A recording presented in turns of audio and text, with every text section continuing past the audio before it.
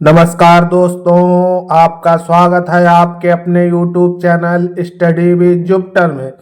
दोस्तों, आज हम भारत में बौद्धिक पुनर्जागरण का भाग 4 देखेंगे।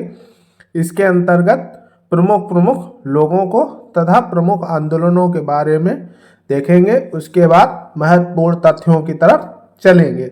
चलिए वीडियो की शुरुआत करते हैं। पहला है अलीगढ़ आंदोलन। अलीगढ़ आंदोलन सर सैयद अहमद खां के नेतृत्व में चलाया गया। यह प्रमुख इस्लामी आंदोलन था जो सन 1857 की असफलता के बाद मुसलमानों में धार्मिक सुधारों के उद्देश्य से चलाया जाता है। सर सैयद अहमद खां के द्वारा। सर सैयद अहमद खां, ये रहे सर सैयद अहमद खां। सर सैयद अहमद खां का जन्म 17 अक्टूबर 1817 को दिल्ली में हुआ था। सन 1839 में आगरा के कमिश्नर दफ्तर में क्लर्क बने रहे। सन 1841 में मुंसिफ की परीक्षा बाद पास की। उसके बाद मैनपुरी में मुंसिफी के रूप में नियुक्त होते हैं। सन 1857 के विद्रोह के समय ब्रिटिश ईस्ट इंडिया कंपनी के न्यायिक पद पर थे। सन 1857 के विद्रोह के बाद निम्न निष्कर्ष निकालते हैं। क्या क्या निष्कर्ष निकालते हैं इसको देखते हैं। अंग्रेजी सत्ता का विरोध आवश्यक नहीं है। मुस्लिम समाज की दशा में सुधार अंग्रेजी सत्ता में रहते हुए ही किया जा सकता है। मुस्लिम समाज को आधुनिक शिक्षा के द्वारा सरकारी नौकरियों में भागीदारी बढ़ानी होगी। उनका मानना था कि मुसलमानों का धार्मिक और सामाजिक जीवन पाश्चात्य वैज्ञानिक ज्ञान और संस्कृत को अपनाकर ही सुधारा जा सकता है। इसके लिए उन्होंने पश्चिमी ग्रंथों का हिंदी में अनुवाद कराया, जिसका नाम बाबुल अस्वद नाम की से पत्रिका चलाई। जो ये सर सैयद अहमद खां थे, ये अंग्रेजों की बगालत करते थे, अंग्रेजों के पक्ष में रहते थे, क्योंकि अंग्रेजों की ये रोटियां खाते थे, अंग्रेजों की नौकरी करते थे। इसलिए अंग्रेजों के पक्ष में ही जितनी सारी बातें करेंगे अंग्रेजों के पक्ष में ही करेंगे। 1857 के विद्रोह में ये भारतीयों को ही गलत बताते थे, जबकि अंग्रेजों को सही बताते थे। चलिए देखते हैं। और सैयद अहमद खान ने मुसलमानों में प्रचलित पीरी और मुरीद प्रथा का विरोध किया। इस प्रथा में मुसलमान पीर मुरीद की कोई रहस्यमय बात बताकर स्वयं को सूफी संतों के समान मनवाने की कोशिश करते थे। सैयद ने मुसलमानों को दास प्रथा के विरुद्ध जागृत किया और इस प्रथा का विरोध किया और मुस्लिम समाज में व्याप्त अन्य बुराइयों का भी विरोध किया। उन्होंने अपने विचारों का प्रचार सन 1870 ईस्वी में तहजीब उल खाक नाम की पत्रिका में किया, जो फारसी भाषा में थी।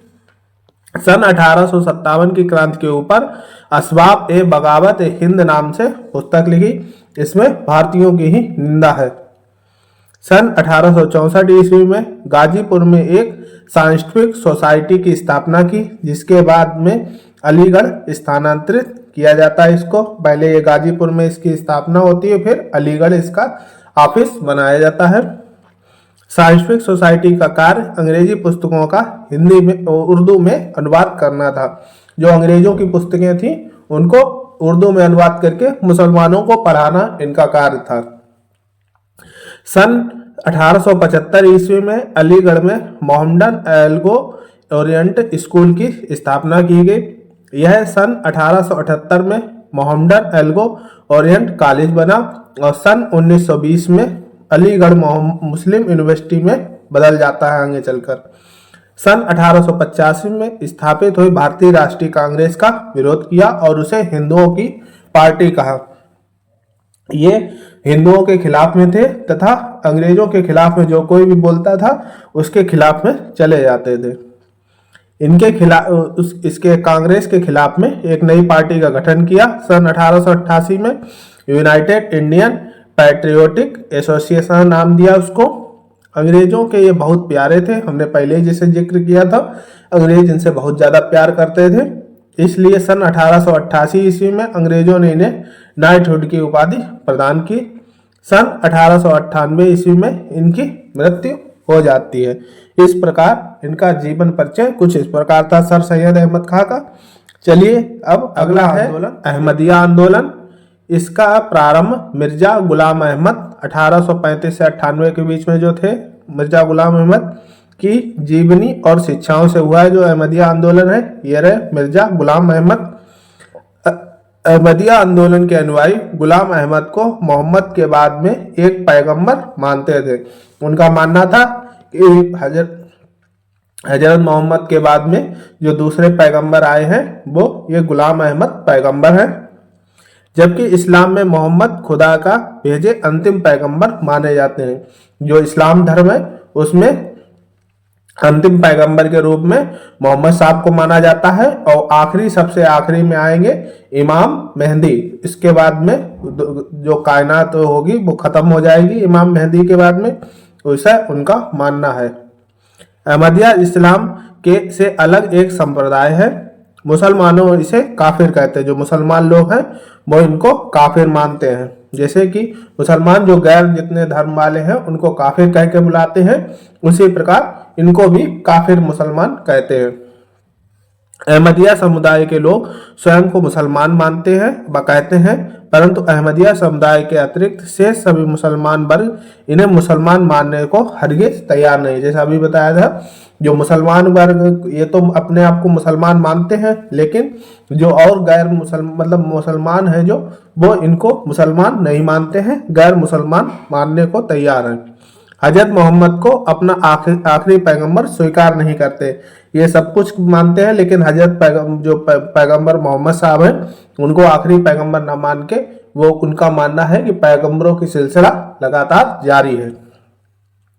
इसके बजाय इस समुदाय के लोग नबूवत पैगंबरी की परंपरा रुकी नहीं है बल्कि सतत जारी है। जैसे हमने बताया था पैगंबरों की परंपरा भी रुकी नहीं है, ये लगातार चलती रहेगी जब तक कयामत नहीं आ जाएगी। इसे कादियान भी कहा जाता है। जो इस परंपरा को कादियान भी कहा जाता है, अहमदिया आंदोलन की परंपरा को। गुरदास के कादियान नामक कस्बे से 23 मार्च 1889 को मुसलमानों के बीच एक आंदोलन शुरू हुआ जो आगे चलकर अहमदिया आंदोलन के नाम से जाना जाता है। इसीलिए इसे कादियानी भी कहा जाता है, क्योंकि जो गुरदासपुर के कादियान नामक कस्बे से ये आंदोलन निकल कर आया था। चलिए इसके बारे में और देखते हैं। मुसलमानों के बीच एक व्यक्ति ने घोषणा की कि मसीहा फिर आएंगे, और मिर्जा गुलाम अहमद ने अहमदिया आंदोलन शुरू करने के 2 साल बाद 1891 में अपने आप को मसीह उल मऊद घोषित कर दिया। पहले मुसलमानों में एक धारणा इन्होंने पैदा की अपने लोगों में कि एक मसीहा फिर से आने वाला है, और फिर 2 साल बाद गुलाम अहमद ने खुद को मसीहा घोषित कर दिया। सन 1974 में अहमदिया संप्रदाय को मानने वाले लोगों को पाकिस्तान ने एक संविधान संशोधन के जरिए गैर मुस्लिम करार दे दिया, क्योंकि मुसलमान ये मानते हैं जो हजरत मोहम्मद साहब को आखिरी पैगंबर मानते हैं वही मुसलमान हैं, और जबकि अहमदिया वाले पैगंबर मोहम्मद को आखिरी मुसलमान न मानकर जो पैगंबरी सिलसिला है वो लगातार जारी है, उनका ऐसा मानना है। यह आंदोलन उदारवादी सिद्धांतों पर आधारित है। बहरीन ए अहमदिया ग्रंथ में इनके सिद्धांतों का वर्णन है। सन 1904 में मिर्जा गुलाम अहमद ने अपने आप को कृष्ण का अवतार भी घोषित कर दिया। जो मिर्जा गुलाम अहमद है पहले तो अपने आप को पैगंबर घोषित करते हैं, अगला पैगंबर मोहम्मद साहब के बाद, फिर 1904 में आके खुद को कृष्ण का अगला अवतार भी घोषित कर देते हैं। अगला हम चलते हैं देवबंद आंदोलन को देखते हैं। देवबंद या देवबंदी हनफी पंथ की एक प्रमुख विचारधारा है जिसमें कुरान व शरीयत की कड़ाई से पालन करने पर जोर दिया जाता है। यह भारत के उत्तर प्रदेश राज्य के सहारनपुर में स्थित दाऊद उलूम देवबंद से प्रचारित हुई है। दाऊद उलूम देवबंद की आधारशिला 30 मई 1866 को हाजी आबिद हुसैन व मौलाना कासिम नौनौतवी द्वारा रखी गई थी। रशीद अहमद गंगोही, मोहम्मद याकूब नाना उतावी, शाह रफ़ी उल दीन, सैयद मोहम्मद अवीद, जुल्फ़िकार अली, फदह अल रहमान उस्मानी, मोहम्मद कासिम नानौतवी प्रथम इस समूह के एक इस्लामी पाठशाला को स्थापित किया जिसे दारुल उलूम देवबंद कहा गया। इस प्रकार से ये देवबंद परंपरा प्रारंभ होती है। चलिए देवबंद को और देखते हैं। अल अजहर विश्वविद्यालय काहिरा के बाद दारुल उलूम देवबंद इस्लामिक शिक्षण और शोध का दूसरा सबसे बड़ा केंद्र बिंदु बन गया। जमीयत उलेमा ए हिंद और तबलीगी जमात जैसे संगठनों के माध्यम से देवबंदी विचारधारा फैलनी शुरू हो गई। तबलीगी जमात का जिक्र हमने कोरोना टाइम पे बहुत ज़्यादा पढ़ा था। कोरोना टाइम पे तबलीगी जमात सुर्खियों में रहा था। सऊदी अरब, दक्षिण अफ्रीका, चीन और मलेशिया जैसे देशों में देवबंद के स्नातक दुनिया भर के में हजारों मदरसे खोले गए हैं। भारतीय आज़ादी के समय देवबंदिश ने समग्र राष्ट्रवाद की धारणा की वकालत की, जिसके द्वारा हिंदुओं और मुसलमानों को एक राष्ट्र के रूप में देखा गया था, जिन्हें अंग्रेजों के खिलाफ संघर्ष में एकजुट होने के लिए कहा गया था। जो देवबंदी थे वो एक राष्ट्र की कल्पना करते थे, ना कि देश को तोड़ने के लिए करते थे। जैसे सर सैयद अहमद खान देश को तोड़ने की वकालत करते थे, वो मुसलमानों को अलग करने की बात करते थे, जबकि देवबंदी है ये एकजुट होने की बात करता है। 1919 में देवबंदी विद्वानों ने एक बड़े समूह ने राजनीतिक दल जमीयत उलेमा ए हिंद का गठन किया और पाकिस्तान आंदोलन का विरोध किया। जो पाकिस्तान आंदोलन हो रहा था अलग मांग के लिए पाकिस्तान के लिए, लेकिन उसका ये विरोध करते हैं। एक अल्पसंख्यक समूह मोहम्मद अली जिन्ना ने मुस्लिम लीग में शामिल हो गया, जिसने 1945 में जमीयत उलेमा ए इस्लाम का निर्माण किया। जो जमीयत उलेमा ए हिंद था उसको उसकी जगह पर अब ये जमीयत उलेमा ए इस्लाम जो मोहम्मद अली जिन्ना उसका निर्माण करता है। इसके अनुयायी एक शुद्ध इस्लामी विचारधारा मानते थे। ये जो देवबंद है ये जो अकबर और उस टाइम पे क्या कहते हैं औरंगजेब के समय में जो भारत का नक्शा था उसी को दोबारा काबिज करना चाहते थे। ये इस्लाम के उस तरीके पर अमल करते थे जो अल्लाह के नबी हजरत मोहम्मद सल्लल्लाहु अलैहि वसल्लम के द्वारा आए थे, जिसे खुलफा ए राशिदीन अबू बकर अस-सिद्दीकी, उमर इब्न खत्ताब, उस्मान इब्न अफनान, अली इब्न अबू तालिब, साहिबा ए कराम और तोबेइन ने अपनाया और उसे प्रचार किया था। इनका मानना है इस्लाम को जैसा कि हमारे नबी हजरत मोहम्मद सल्लल्लाहु अलैहि वसल्लम ने फरमाया है उसी प्रकार से इसे आगे बढ़ाया जाए। लेकिन इनका मानना था कि जैसा कि हमारे नबी जो अल्लाह के नबी भेजे गए हैं हजरत मोहम्मद सल्लल्लाहु अलैहि वसल्लम ने फरमाया है उसी प्रकार से लागू होना चाहिए। जैसा कि सर सैयद अहमद खान इसके खिलाफ में थे, वो अंग्रेजी शिक्षाओं का प्रचार करते थे, लेकिन ये देवबंदी परंपरा जो हजरत मोहम्मद सल्लल्लाहु अलैहि वसल्लम ने जैसा आदेश दिया है कुरान मजीद में उसा ही फरमाया जाए। चलिए अब देवबंदी से जुड़ी कुछ विशेषताएं देखते हैं। देवबंद आंदोलन की विशेषताएं: मुसलमानों में कुरान ए हदीस की शुद्धताओं और शिक्षाओं को प्रचार प्रसार करना। जो देवबंदी की सबसे बड़ी विशेषता यही थी कि कुरान और हदीस की जो शुद्ध शिक्षाएं हैं उनका प्रचार प्रसार करना। ब्रिटिश शासकों के विरुद्ध जिहाद, जिसे धर्म युद्ध भी कहा जाता है, की भावना को जीवित रखना। इनका ब्रिटिशों के साथ में सीधा संघर्ष था। अखंड भारत की कल्पना की तथा पाकिस्तान बंटवारे का विरोध किया। इनका बंटवारे का कोई उद्देश्य नहीं था, ये हिंदू मुस्लिम एकता की बात करते हैं। यह अलीगढ़ आंदोलन के विपरीत था। जैसा सर सैयद अहमद खान अलीगढ़ आंदोलन चला रहे थे, वो अंग्रेजों की वकालत करते थे, लेकिन ये देवबंदी आंदोलन अंग्रेजों के खिलाफ में था। इसने कांग्रेस की स्थापना का स्वागत किया। इसने कहा कांग्रेस बनी है तो ये भारत के हित के लिए है, लेकिन वो सर सैयद अहमद खान कांग्रेस के खिलाफ में रहते हैं। चलिए अब अगला देखते हैं सिंह सभा आंदोलन। आंदोलन की शुरुआत अमृतसर में साल 1873 में सिखों के सुधारवादी संगठन के रूप में हुई थी। इसकी स्थापना ठाकुर सिंह संधा वालिया ने की थी और ज्ञानी ज्ञान सिंह ने भी की थी। बाद में 1879 में लाहौर में भी सिंह सभा का गठन किया गया। सन 1880 में इन दोनों को केंद्रीय संगठनों में विलय कर लिया गया।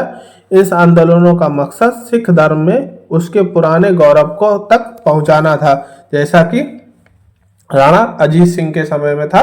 वैसा ही राणा रणजीत सिंह के समय में था, वैसा ये दोबारा मतलब उस टाइप से पहुंचाना चाहते थे। यह आंदोलन ईसाइयों, ब्राह्म समाजियों, आर्य समाजियों, अलीगढ़ मूवमेंट के समर्थकों और अहमदिया मुसलमानों के धर्म प्रवर्तकों का कबाइयों के विरुद्ध एक प्रतिक्रिया के रूप में आरंभ हुआ था। उस टाइम सभी लोग अपने अपने धर्म का प्रचार कर रहे थे। उसी उपलक्ष्य में ये सिंह सभा आंदोलन प्रारंभ होता है। सिख धर्म की अंधविश्वासों, जातीय भेदभाव और गैर सिख आचरणों से मुक्त कराने की कोशिश की गई थी। सिखों को शिक्षा के लिए प्रोत्साहित किया गया। सिखों को आधुनिक ज्ञान के साथ साथ सिख धर्म के सिद्धांतों को भी पढ़ाया गया। सिख धर्म में धर्म ग्रंथों को उचित समझ को बढ़ावा देने के लिए स्कूल और कॉलेजों पर जोर दिया गया। सिख गुरुओं की शुद्ध शिक्षाओं को लोकप्रिय बनाने के लिए ग्रंथों की रचना और साहित्य का प्रचार प्रसार किया गया।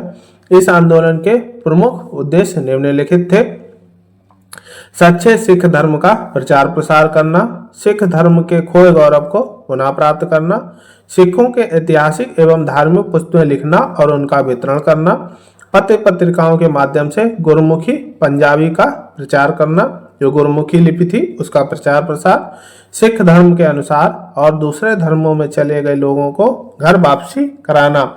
जैसे कि हिंदू धर्म के शुद्धि आंदोलन चलाया गया था, जैसे हमने पीछे वीडियो में पढ़ा था, उसी प्रकार से ये भी अपने सिख धर्म से जो बदले हुए रूप में मुसलमानों में बन गए थे या ईसाई बन गए थे, उनको घर वापसी के लिए बुलाते हैं। चलिए अब कुछ प्रमुख लोगों को देखते हैं जो प्रमुख धार्मिक सुधार आंदोलन जोशी मजदूरों के बीच इन्होंने कार्य किया। सन 1920 में अखिल भारतीय ट्रेड यूनियन कांग्रेस की स्थापना करते हैं। सोशल सर्विस लीग की इन्होंने स्थापना की। अगले हैं नारायण गुरु। ये केरल की अछूत जाति एझावा से संबंधित थे। नारायण गुरु इन्होंने श्री नारायण धर्म का परिपालन किया। इन्होंने मंदिरों में प्रवेश को लेकर कई आंदोलन किए थे। इन्होंने जातिगत भिन्नता का विरोध किया। इन्होंने कहा कोई जातियां अलग अलग नहीं हो सकती, ईश्वर है, एक जाति है, इनका ये मानना था। इनके अनुसार संपूर्ण मानव एक ही जाति के हैं, जो जितने मानव हैं वो एक ही जाति के हैं। इन्होंने नारा दिया ओरु जाति, ओरु मतम, ओरु देवम मानुष्यानि। मतलब इसका मानव जाति के लिए एक जाति, एक धर्म व एक ईश्वर है। इनने ये नारा दिया। चलिए बढ़ते हैं इसी ईबी रामास्वामी नायकर।